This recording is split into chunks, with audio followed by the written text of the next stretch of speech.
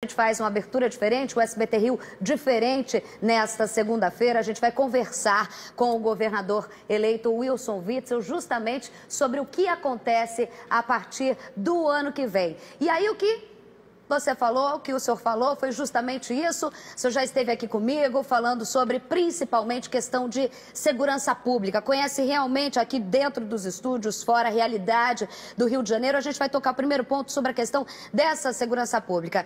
Você disse o tempo durante a campanha, aqui nos debates, a gente comentou bastante também sobre a extinção de uma secretaria. A gente chega ao final do ano com o fim da intervenção e o senhor disse que quer cuidar pessoalmente do que diz questão de um gabinete de segurança pública. Explica pra gente.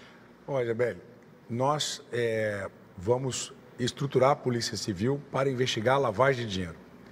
Isso vai ajudar muito no combate ao tráfico de drogas. É importante também treinar bem a Polícia Militar, equipá-la, dar segurança ao policial e, pela informação que recebi, o Fundo de Segurança Pública terá R$1 bilhão para serem utilizados na segurança pública. E isso vai ser fundamental, porque a Polícia Civil e a Polícia Militar estarão sendo reaparelhadas. E é importante também o sistema de monitoramento por câmeras, que nós precisamos identificar as áreas onde há uma maior necessidade desse monitoramento e já implementar de imediato. E fazer uma PPP, parceria público-privada, com a implementação de mais câmeras em todo o Grande Rio, na Baixada Fluminense, Niterói, São Gonçalo. Niterói já conta com um sistema de câmeras. Algumas cidades, por exemplo, Nilópolis tem um sistema. Então, nós vamos ampliar isso. O sistema funciona muito bem com reconhecimento facial. Quem for reconhecido de fuzil na mão, dentro das comunidades, ao ser identificado na rua, vai ser preso. Então, o sujeito não vai ter como se esconder. E o sistema de câmeras consegue identificar quem está vendendo droga, quem está comprando, identifica a placa do carro. Então, nós vamos ter uma capacidade de vigilância de 24 horas, com todos esses equipamentos da área de inteligência e de combate à área de lavagem de dinheiro. Em pouco tempo, nós vamos ter uma redução sensível da criminalidade em todo o estado. Humberto? Governador, boa tarde. Em relação à extinção da Secretaria de Segurança, a gente tem duas questões. A primeira é que você tem ali cerca de 800 pessoas, que eu queria saber para onde o senhor vai colocar, né? Vai realocá-las ou vai simplesmente extinguir os cargos, vai demitir? E a segunda questão é em relação à DRACO. A DRACO é uma delegacia importante porque ela combate as milícias, né? E a gente sabe que parte da milícia vem da própria polícia, de pessoas infiltradas na polícia, de bandidos infiltrados dentro da estrutura policial. Então, o senhor, acabando com a Secretaria de Segurança, o que o senhor faz com a DRACO? Ela volta para a Polícia Civil ou vai criar algum outro órgão? O que nós pretendemos fazer, Humberto, é dar independência à polícia. Ela precisa ser despolitizada. A Secretaria de Segurança Pública, ela acaba politizando demais a atividade policial. Então, se for necessário manter uma estrutura mínima de segurança pública por conta do Plano Nacional de Segurança Pública, então, isso é uma política que possa ser necessária para poder receber os investimentos. Mas não haverá superioridade hierárquica entre uma Secretaria de Segurança Pública que possa ser mantida só para que a gente tenha recursos do sistema de segurança, mas sem superioridade hierárquica. Polícia Civil é a Secretaria, Polícia Militar é a Secretaria. E despolitizar. A polícia tem que ter independência, o delegado tem que ter independência. Muitos dias de campanha a gente está até rouco também. Imagina a gente como jornalista, imagina como candidato também. A voz realmente está... Tentar poupar ela aqui. Então, é preciso ter independência ao delegado, ao policial civil. Hoje, os delegados têm muita interferência política. Começa uma investigação, 30 dias depois, ele acaba sendo colocado em outro local. Então, isso tem que acabar. O Ministério Público tem independência, o juiz tem independência, o delegado tem que ter independência. A Delegacia de Combate ao Crime Organizado, a DRACO, ela vai ser colocada dentro da estrutura da Polícia Civil, e a minha ideia é dar independência aos policiais, ou seja, como tem na magistratura remoção por opção, e um controle de um conselho superior para evitar o acomodamento do titular e do substituto. Então, nós teremos metas a serem batidas, né, metas a serem atingidas, e os delegados terão independência. Então, isso nós podemos fazer, inclusive, por decreto, é a minha opinião. Então, com a independência dos policiais, a investigação terá muito mais efetividade e com investimento na área de inteligência.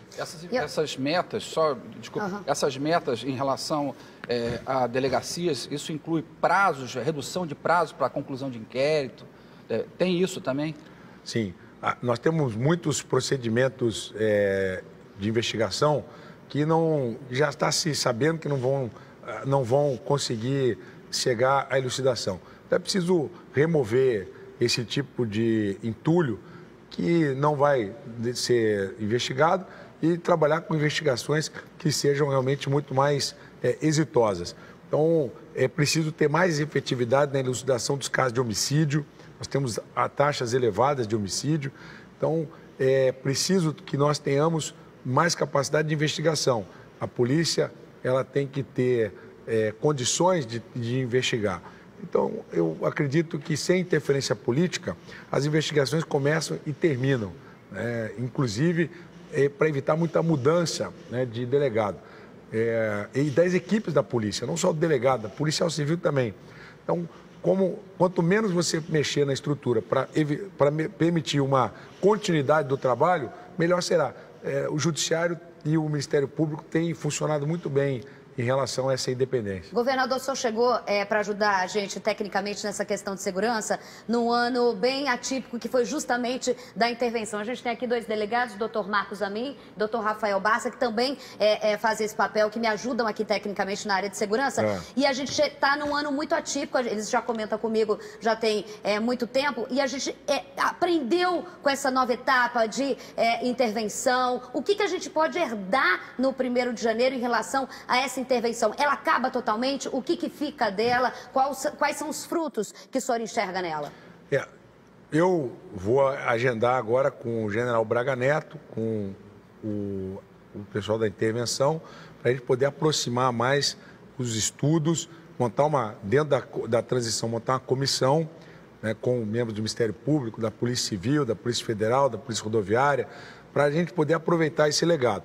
Estou aguardando uma agenda com o presidente eleito Jair Bolsonaro para que a gente possa traçar, né, as propostas para 2019. E o que eu tenho ouvido é que há sim uma necessidade da manutenção de um efetivo do Exército Brasileiro nas ruas. De forma que, como nós também falamos, eu já vou iniciar a contratação de 3.000 policiais a partir de janeiro de 2019, com recursos do Detran, que nós vamos canalizar para a segurança pública. Então, esse já vai ser um primeiro aumento de efetivo que é necessário para poder diminuir essa dependência hoje da intervenção. Mas o legado da intervenção é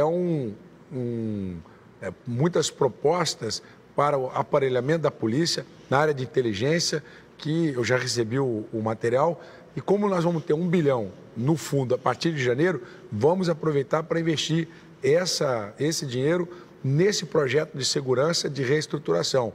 Eu só não vi a parte da Polícia Civil, mas aí não tem problema. Até janeiro, a gente tem tempo de montar essa proposta que eu já tenho, no combate à lavagem de dinheiro, juntamente com a Polícia Civil, para canalizar esses recursos para essa área de inteligência, de vigilância eletrônica e de treinamento da Polícia Militar. Então, eu acho que está tudo bem encaminhado. Assim que eu estiver com o presidente Jair, a gente vai conversar sobre isso. Primeiro, eu quero agradecer a você. Muito obrigada pela grande audiência neste momento. A gente aqui nos estúdios do SBT Rio, com exclusividade, ao vivo, com o governador eleito do estado do Rio de Janeiro, o Wilson Witzel. Inclusive, tem muita gente participando pelo Twitter. O Carlos Júnior pergunta o seguinte: em relação a gente ainda nessa área para ir para outras propostas que a gente também tem interesse, que vai acontecer com a gente o ano que vem, ele pergunta em relação ao Degase, que hoje está vinculado à Secretaria de Educação. O que o senhor pretende fazer em relação ao Degase? Tenho conversado com os agentes do Degase e nós vamos, evidentemente, identificar qual vai ser o secretário ou a secretária de Educação, gente que entenda de educação. Então, a partir daí, vamos avaliar. O Degase ele cuida do menor infrator, mas o menor infrator está dentro do sistema da segurança pública. Então, preciso fazer a reeducação não só do interno do sistema penitenciário, também do interno do menor infrator. Então, me parece que a solução mais adequada seria termos um sistema penitenciário mais bem aparelhado, melhor administrado, sem interferências, sem corrupção, e o Degase estaria também dentro dessa estrutura. Então, o que nós vamos avaliar é exatamente essa desvinculação da Secretaria de Educação para o sistema de segurança pública. Humberto? Vamos falar um pouco de economia, né? O Rio vive uma grave crise, né, financeira, mas só vai ter um presente do destino para 2019, né? Por conta da valorização do barril do petróleo, o estado do Rio é muito dependente disso, né? Por conta da valorização, só vai ter cerca de 14 a 16 bilhões de royalties, né, na conta petróleo. Isso já é um recorde, porque o valor mais alto que já aconteceu foi em 2014, com cerca de 8 bilhões e 700. Então, só vai ter um acréscimo aí de mais de 60%. Já é suficiente para tirar o Rio do buraco? Não é suficiente. Hoje, a Previdência do Estado está consumindo muito dinheiro. E tem as dívidas que foram feitas anteriormente. As dívidas foram feitas no governo do Sérgio Cabral, do Pezão. Então, essas questões nós vamos ter que analisar com muita cautela e o regime de recuperação fiscal que nós estamos hoje para fazer uma nova proposta de refinanciamento da dívida do Estado. E hoje o déficit é muito elevado. Então, o que nós pretendemos fazer é trabalhar para aumentar a receita. O problema do Estado não é de despesa, o problema é de receita. Nós deveríamos estar hoje com 100 bilhões de receita. Então, 14 bilhões de royalties de petróleo ainda é suficiente. Bom se fosse 30, aí já seria razoável. Mas tem um grave problema, Humberto, no nosso ICMS. É difícil a questão, mas é uma das pautas que eu pretendo levar ao presidente Jair Bolsonaro. A questão do ICMS no petróleo, ele precisa ser revisto. Então, tem algumas questões a respeito do Repetro, né, que a gente vai aprofundar, da incidência do ICMS na produção da indústria de peças para a área do petróleo e gás, e também na produção, refino do petróleo e na entrega do petróleo in natura. Então, o Rio de Janeiro é o maior produtor de petróleo do Brasil e o que menos se beneficia com o ICMS.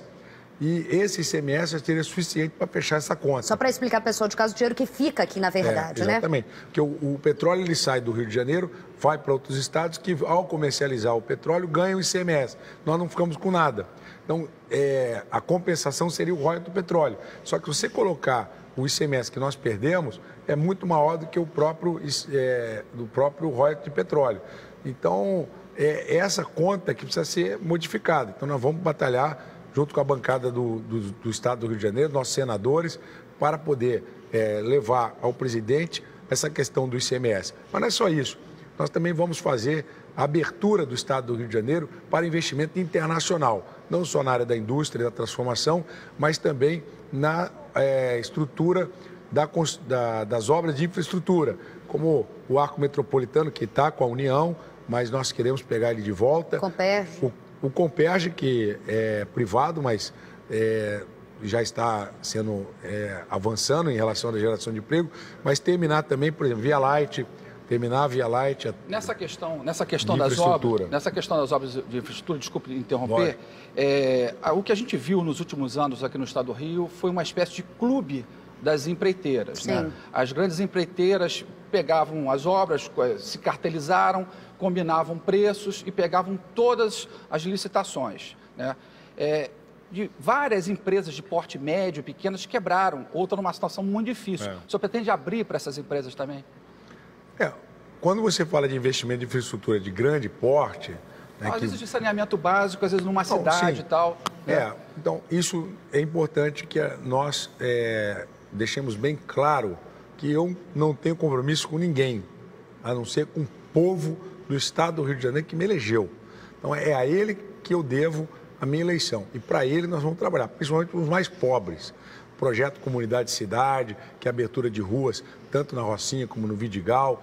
Voltar a funcionar o teleférico do do Complexo do Alemão, eu tive no Morro do Andaraí, subi o Morro da UPP do Andaraí, e a gente vê o abandono da população mais carente. Então, nós vamos governar para todos, mas nós vamos ter um olhar muito especial para a população mais pobre. Hoje, na Central do Brasil, é o que eu vi, é a população que se sente próxima do governador. O Wilson está aqui, é como se você estivesse recebendo o seu parente, né? O Wilson está aqui, a gente quer abraçar, inclusive, todo mundo, tomar um cafezinho com todo mundo, mas é para eles que a gente tem que olhar. É a mobilidade urbana que está ruim, é São Gonçalo, Itaboraí, que tem uma mobilidade urbana péssima.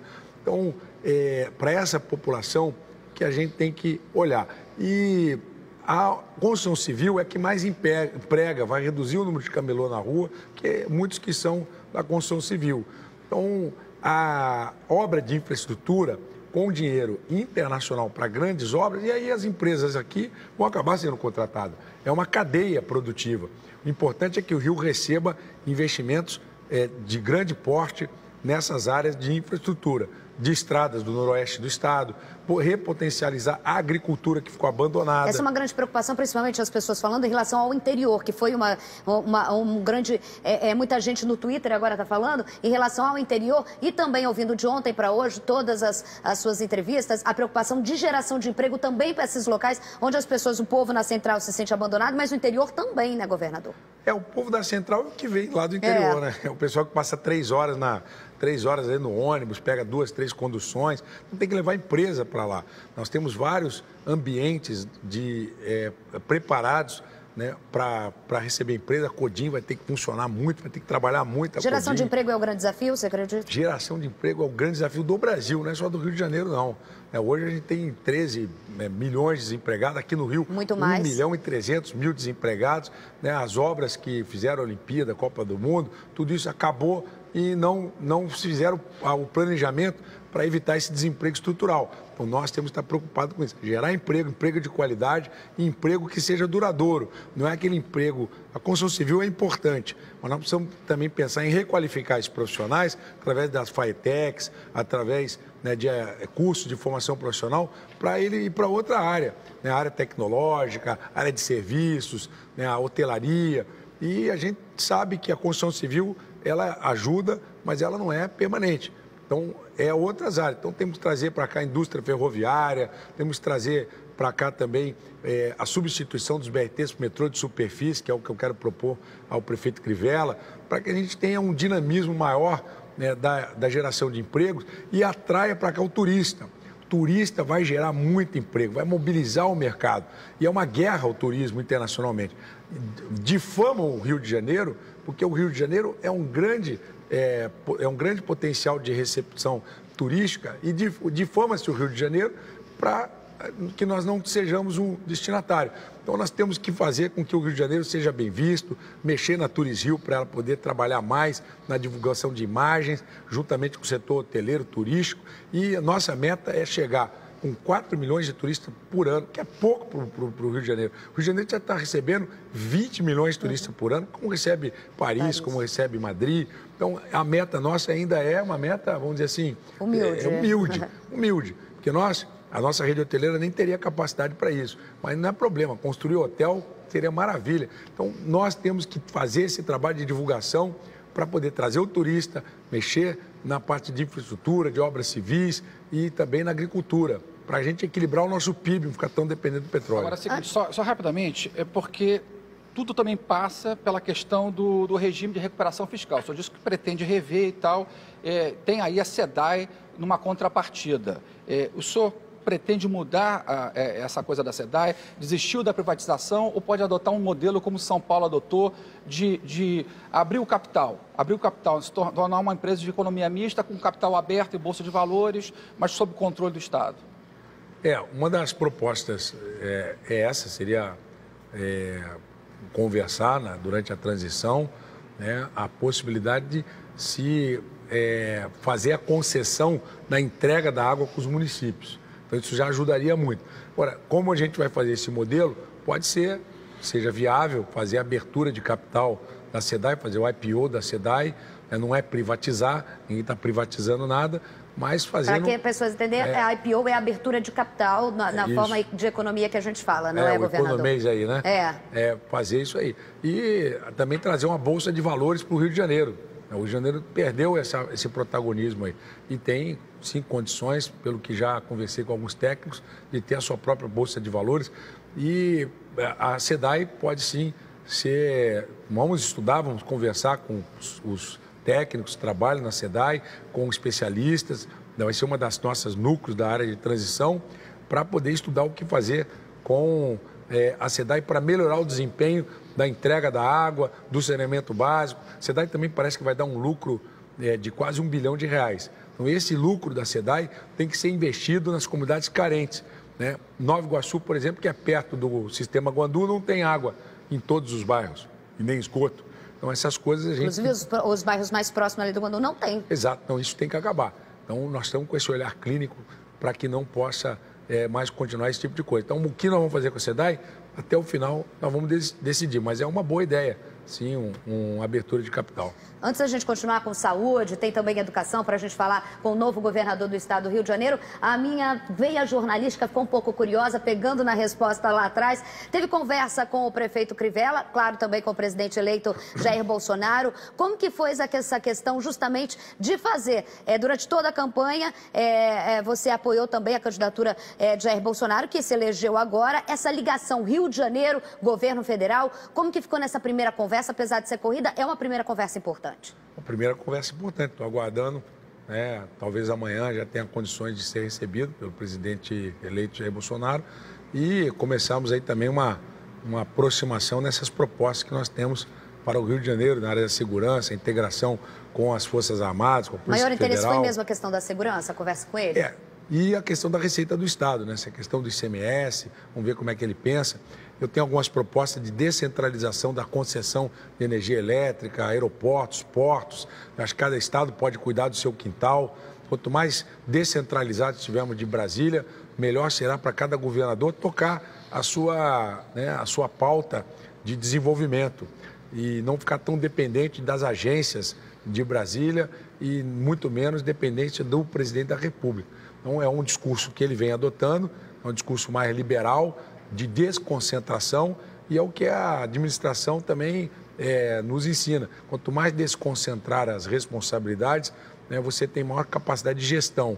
Então, são esses pleitos que eu pretendo levar, depende de mudança, inclusive, constitucional, mas eu acho que é um bom momento, logo no primeiro ano de governo, para que a gente consiga fazer algumas mudanças aqui, mudanças também no nível nacional. Governador, vamos agora também para uma grande preocupação do povo carioca, que é a questão da saúde. A gente tem hoje nas 3 esferas, deve estar por dentro mais do que nunca, das 3 esferas extremamente sucateadas, degradadas, seja o Hospital Federal, a gente mostra o Hospital Federal de Bom Sucesso, seja estadual, como as referências, que agora também virou municipal, com o Albert Schweitzer, que passou a ser municipal, as 3 esferas em que a saúde pede socorro, está internada na UTI faz tempo. Tem o problema das OS, que funciona maravilhosamente no papel, mas já foi até investigação para desvio de dinheiro. Como o senhor pretende lidar com essa gestão da saúde pública? Isabelle, como eu venho falando na nossa campanha, a saúde pública ela ficou muito concentrada nos hospitais. E aí você coloca muito dinheiro concentrado nos hospitais e terceiriza para as OS. Aí começa a aparecer escândalo, secretário preso. Então, nós precisamos capilarizar mais. Ou seja, é a reabertura das casas de saúde pela própria iniciativa privada, vai gerar emprego, que eu tenho ouvido já por parte de enfermeiros, por parte de técnicos. Vai gerar muito emprego na Baixada, vai gerar muito emprego no interior do estado. E aí você começa a desobstruir os hospitais estaduais, municipais, que acabam ficando muito assoberbados. E com o orçamento que a saúde tem, ele vai ser capilarizado de forma a permitir que a saúde chegue mais próximo da casa de cada pessoa. Tem os médicos especialistas que nós vamos contratar através de licitação, o espaço na agenda dos médicos, e isso tudo vai melhorar o desempenho da saúde e vai dar mais transparência. Inclusive, nós vamos dar mais transparência ao CISREG, publicar a fila do CISREG para que seja transparente e não permitir que haja burla, alguém passe na frente para um pedido outro político. Mas isso vai acabar porque nós vamos ter os leitos de retaguarda. Conversei muito com o diretor do Hospital Pedro Ernesto, para a gente adotar o mesmo modelo de seriedade nos hospitais estaduais e vamos, na medida do possível, integrar com os hospitais federais para falar a mesma linguagem e termos aí um sistema de saúde integrado, mais transparente, sem corrupção, com maior capilaridade pelas consultas com particulares, médicos particulares e pelas casas de saúde que estarão aí agora se mobilizando para em janeiro já participar das licitações e poder ter maior, inclusive, penetração. E o Rio Imagem ser descentralizado também. Uma das reclamações dos prefeitos da Baixada é que justamente faltam hospitais nas cidades de médio e pequeno porte. Né? Você tem ali nos hospitais somente nos grandes centros urbanos e eles reclamam, os prefeitos reclamam da pouca presença do Estado nessa questão. Eles só conseguem, porque como é um orçamento muito limitado em cidades pequenas, que tem pouco recurso, eles não conseguem fazer hospitais. No máximo eles conseguem fazer clínica da família, para dar um atendimento ali básico e tal, inicial, mas não conseguem fazer uma internação, não consegue dar um tratamento, o que obriga o paciente a sair dos seus municípios, buscar atendimento longe. Então, acho que falta também um pouco, só pretende fazer alguma parceria, resgatar essa parceria com essas prefeituras? Dúvida. Na verdade, a prefeitura não tinha que ter hospital, né? O hospital tinha que ser do Estado ou da União, a cirurgia de média e alta complexidade. A prefeitura tinha que cuidar da atenção básica, que é a clínica da família, as UPPs. As UPAs. Aliás, as UPAs, que hoje são meio mascaradas, né? Tem o setor vermelho, o setor amarelo, que é para poder atrair a competência do Estado. Então, o Estado é que tinha que cuidar dos hospitais e deixar a atenção básica para os municípios. Porque na medida em que você tem unidades isoladas de hospitais, isso encarece o custo de cada unidade. Quando você tem uma grande rede de hospitais podendo centralizar compras, podendo fazer melhor distribuição de recursos e de pacientes, você tem maior capacidade de gestão e racionalidade no uso da verba pública. Então, o ideal seria que os hospitais de média e alta complexidade estivessem todos eles numa mesma rede e os municípios cuidassem da atenção básica. Mas isso é algo que a gente vai discutir aqui na transição, né, para poder encontrar esse melhor modelo e implementar a partir de janeiro, com as casas de saúde sendo reabertas e desobstruindo os hospitais, as prefeituras não vão sentir tanto impacto. Por exemplo, o Hospital da Posse lá em Nova Iguaçu, eu pego sempre de exemplo, porque é um hospital que atende toda uma quantidade de municípios ao redor e o município de Nova Iguaçu acaba ficando sobrecarregado ali. Com o Duque de Caxias, também tem um hospital municipal, acaba sendo sobrecarregado porque o doente não tem para onde ir. Então, na medida que você reduz aí essa quantidade de doentes nos hospitais, vai reduzir o custo do hospital e, com certeza, os municípios terão aí condições de dar mais revoltar o recurso para atenção básica. E educação? Grande preocupação das mães, principalmente, educação. A educação básica e fundamental é dos municípios, né? Então, é mais uma questão que também é complexa, porque quando fizeram a Constituição de 88, colocou-se muitas atribuições nos municípios e nos estados, e a União ficou com a maior parcela da arrecadação. E essa distribuição de tributos, que a União arrecada e repassa para os estados arrecadam e repassam para os municípios. Então, se você tem um governante, nível estadual e federal, que tem dificuldades de arrecadar o problema na condição da política econômica, quem sofre mais é o município, que perde receita. Então, essa reforma tributária que está na pauta do presidente Jair Bolsonaro, ela é fundamental para fazer a revisão. Temos que fazer a revisão do sistema tributário para que o município receba, né, a sua parcela de tributo para poder melhor empenhar esse dinheiro, inclusive na educação. Em relação ao ensino médio, nós já falamos, vamos acabar com a corrupção, vamos colocar gente que entende matéria de educação para poder dar um bom ensino médio. Perto das comunidades, nós vamos trabalhar para ter ensino integral com 3 refeições por dia para poder estimular o jovem a permanecer na escola. Equipe técnica, você falou que ele vai ser formado por equipe técnica, por enquanto isso. Ainda estudando currículos, é isso? Estudando currículo, estamos estudando não só o currículo, mas o que já se falou por aí. Tem nome firmado já? O único é o nosso presidente do Rio Previdência, Sérgio Aureliano, que é o problema mais grave do Estado hoje em termos de finanças. é a Previdência, precisa de uma solução, precisa de propostas, e nós não temos. E eu estou agora na procura para o secretário de Fazenda e Planejamento, que é outra área sensível também da nossa gestão.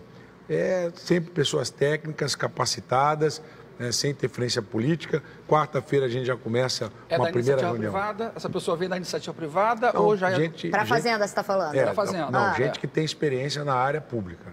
Tem experiência na área pública. Mas já tem nomes na cabeça? Já, tem nome na cabeça. Um nome eu tirei já, viu?